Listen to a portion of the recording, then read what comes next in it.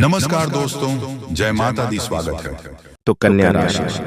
क्या आप जानते हैं कि गौ माता ने सभी महिलाओं को ऐसा कौन सा श्राप दिया था जिसके कारण सभी महिलाएं आज तक पीड़ित हैं? गौ माता का एक ऐसा श्राप जिसे टाला नहीं जा सका। दोस्तों, क्या था वह श्राप? जानने के लिए पूरा वीडियो देखें। तो दोस्तों, चाहिए जानते हैं गाय माता ने सभी स्त्रियों को क्या श्राप दिया था। दोस्तों, एक समय की बात है जब भगवान श्री कृष्ण अपने सिंहासन पर बैठे हुए थे। तब देवर्षि नारद मुनि उनके पास आते हैं और कहते हैं, हे प्रभु, आज मैं मृत्यु लोक में भ्रमण कर रहा था। तभी एक महिला ने पूछा कि पहले जब महिलाओं के बच्चे होते थे तो वे पैदा होते ही चलना शुरू कर देती थी, लेकिन अब नहीं। ऐसा क्यों? हे प्रभु, मुझे इस प्रश्न का उत्तर मालूम नहीं था, इसलिए मैं आपके पास आया हूं। कृपया मुझे इस प्रश्न का उत्तर बताएं। श्री कृष्ण कहते हैं, हे देवर्षि, आपका यह प्रश्न सभी महिलाओं के लिए बहुत महत्वपूर्ण है। आप इस प्रश्न का उत्तर जानना चाहते हैं, तो ठीक है, मैं आपको एक कहानी सुनाता हूँ। उस कहानी से आपको पता चलेगा कि महिलाओं के बच्चे पैदा होते ही क्यों नहीं चल पाते। तब देवर्षि नारद कहते हैं कि प्रभु, मैं यह कथा पूरी सुनूंगा, कृपया मुझे कथा बताएं। दोस्तों, अगर आप भी जानना चाहते हैं कि इस सवाल का जवाब क्या है, तो दोस्तों वीडियो को अंत तक देखें और वीडियो को लाइक भी करें। तो दोस्तों, श्री कृष्ण जी कहते हैं, हे देवर्षि, एक नगर में रामचंद्र नाम का एक व्यक्ति रहता था। रामचंद्र एक स्वार्थी व्यक्ति थे। रामचंद्र के पास एक गाय थी। वह गाय दूध देती थी और रामचंद्र उस गाय को हरा चारा खिलाते थे और दूध निकालकर भेज देते थे। रामचंद्र स्वयं गाय का दूध पीते थे और अपने परिवार के सदस्यों को भी दूध पिलाते थे। रामचंद्र के घर की दिनचर्या गाय के दूध से चलती थी। रामचंद्र का समय इसी प्रकार बीत रहा था। कुछ दिनों के बाद एक समय ऐसा आया जब गाय ने रामचंद्र को दूध देना बंद कर दिया। जैसे ही गाय ने दूध देना बंद किया, रामचंद्र ने उस गाय को खाना खिलाना बंद कर दिया। और एक दिन ऐसा आया जब रामचंद्र ने गाय को बहुत मारा और घर से ले जाकर जंगल में छोड़ दिया। अब बेचारी गाय अकेली रह गई, जंगल में इधर उधर भटकती हुई। और एक दिन वह जंगल में बने एक मंदिर के पास आती है और भगवान से विनती करते हुए कहती है, हे भगवान, मैं आपसे यह विनती करती हूँ कि हमें गाय की योनि में डालकर कितना गलत काम किया है। श्री कृष्ण कहते हैं, हे देवर्षि, वह गाय कहती है, देखिए, आपकी 84 लाख योनियों में जो सर्वश्रेष्ठ योनि है, यानी मनुष्य कि उसमें कितने पाप और दुष्कर्म होते हैं।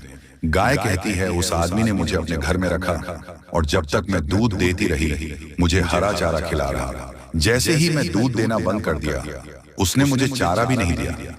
इतना ही नहीं, उसने मुझे अपने से दूर फेंक दिया। अब घर के बाहर इधर उधर घूमती हूँ। अब जंगल में चारा और घास खाकर पेट भरती हूँ। हे भगवान, तुमने जो सर्वोत्तम यानी बनाई है वह कितनी स्वार्थी और लालची है। श्री कृष्ण जी कहते हैं, हे देवर्षि नारद, धीरे धीरे समय बीतता गया। बेचारी गाय इधर उधर भटकती रहती थी। जब भी वह गए रामचंद्र के द्वार पर आ जाती है तो रामचंद्र ने लाठी लेकर के उस गाय को जंगल की तरफ, खेतों की तरफ भगा करके आ जाता है। श्री कृष्ण जी कहते हैं, हे देवर्षि, धीरे धीरे एक दिन वह गाय गर्भवती हो गई। जब गर्भ 3-4 महीने का हो गया, तभी उसी जंगल में एक स्त्री आई।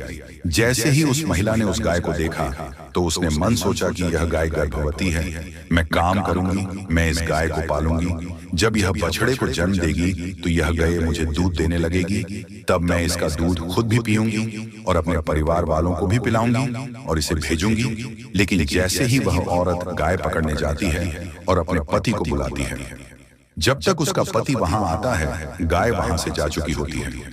धीरे धीरे अधिक समय बीतता गया। श्री कृष्ण कहते हैं, हे देवर्षि, जब उस गाय के प्रसव का समय आया, तब वह गाय एक सुनसान जंगल में सुरक्षित स्थान पर गई और एक बछड़े को जन्म दिया। श्री कृष्ण कहते हैं कि हे देवर्षि, प्रसव के कुछ समय पश्चात वही स्त्री घास काटने उसी जंगल में गई थी और जैसे ही उसने दूर से देखा तो एक गाय ने अपने बच्चों को जन्म दिया था।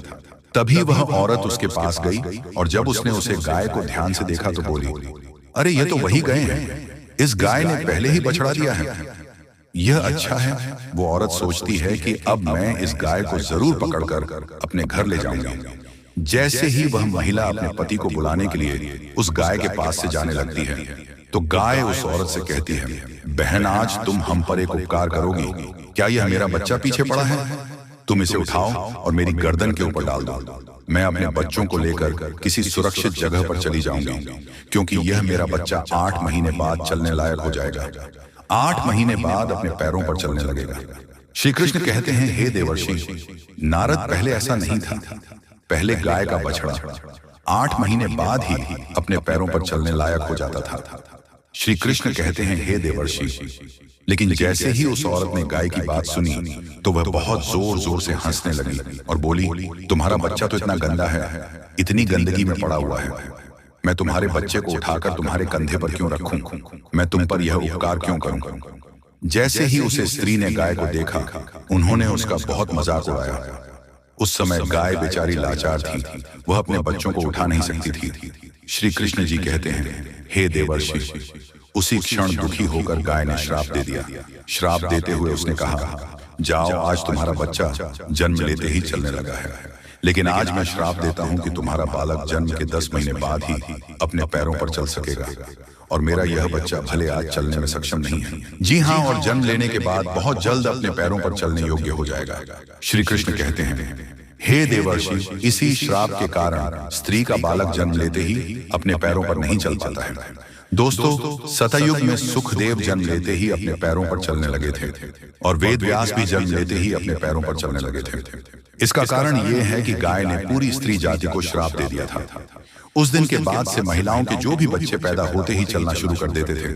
उनका सिलसिला वही रुक गया कि श्राप के कारण महिला का बच्चा 9 से 10 महीने के बाद ही चलने और अपने पैरों पर खड़ा होने की योग्य होता है, और गाय का बच्चा उसी दिन से अपने पैरों पर चलने की योग्य हो जाता है, चलने भी लगता है। इसलिए किसी की भी आत्मा को ठेस नहीं पहुंचानी चाहिए, किसी के मन को दुखना नहीं चाहिए, और यही सनातन धर्म का सबसे बड़ा धर्म है।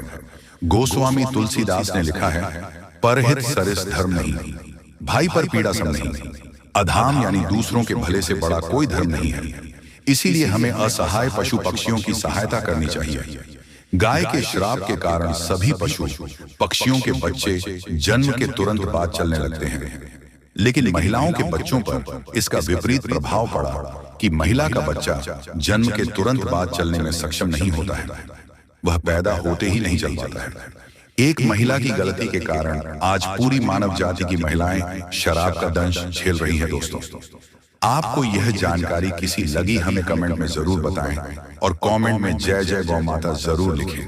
साथ ही अगर आप हमारे चैनल पर नए हैं तो चैनल को सब्सक्राइब जरूर करें, और हो सके इस वीडियो को ज्यादा से ज्यादा जरूर शेयर करें।